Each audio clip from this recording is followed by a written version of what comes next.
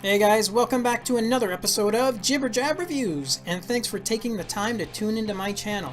In today's show, I wanted to offer my top tips for current Watchface developers, or even those that are interested in starting their own designs for the first time. I recently was interviewed by Samsung about my thoughts on what makes a great Watchface design, as I've literally seen and reviewed thousands of Watchfaces at this point. If you're interested in reading the full article, then I'll post a link in the description below. Okay, enough of my jibber jab, let's go through the top tips. Okay, my first tip, and this is for the new developers in particular, is that when starting out, design your watch face based on your own personal taste. In other words, don't get bogged down in trying to ride the latest trend or trying to make the perfect design right out of the gate. Create something that appeals to you first because you want to be able to test it in the market, and you also want to pay special attention to what your peers, your customers, and our viewers are saying about it. In other words, feedback is gold and should be used to tweak a future design of the watch face or to provide ideas and inspiration for completely new designs. My second tip is to keep it simple.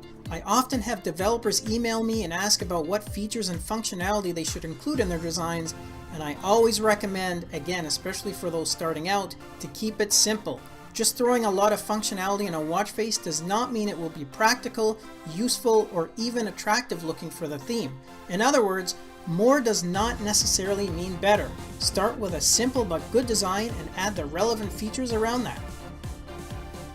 Okay, so your next question may be, well, the previous tips are all well and good, but I don't even know where to start.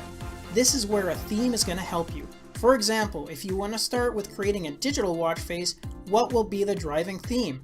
Perhaps it's going to be something artistic, maybe it's an aviation theme, or maybe it's even a car theme. Start with the theme that you want the watch face to represent and build from there. Meaning, think about what backgrounds, graphics, fonts, and colors would work well with that particular theme. And don't be afraid to try different combinations here.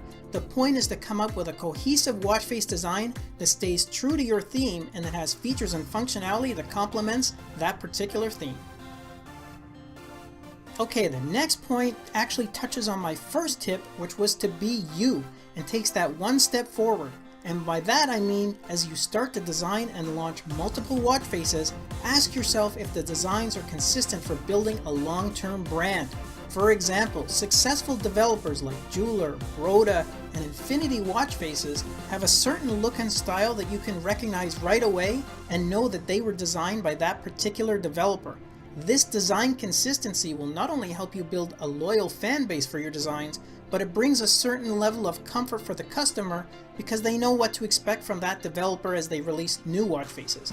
Now, I'm not saying it's wrong to try something different or outside the norm of your previous designs, but if a certain design or style works, then maintaining that consistency into new themes with tweaks to the backgrounds, the graphics, colors, and fonts will help you strengthen your lineup from not just a collection of watch faces, but into building a brand.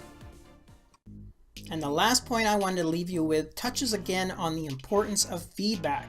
Thanks to the extensive reach of social media platforms such as Twitter, Facebook groups, and even review channels such as mine, developers have a great resource of feedback at their fingertips. This feedback can be used to improve upon future designs, whether that be to design new themes or add different features and functionality.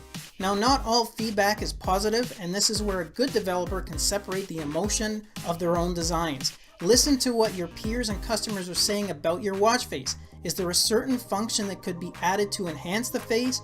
Or perhaps they've identified a bug or issue with a feature that you can correct with an update. The point is to listen to what the community is saying and learn to incorporate those suggestions into your next designs. By doing so, you will not only be more connected with your customers, but show that you're willing to adapt to the features and functions they value and are seeking. So in closing, if you are considering making your own watch faces, or perhaps you're a relatively new developer, then I hope some of these tips were useful for you. And as I said, the full article is posted on the Samsung developer website for you to read in more detail, and I've also posted the link below.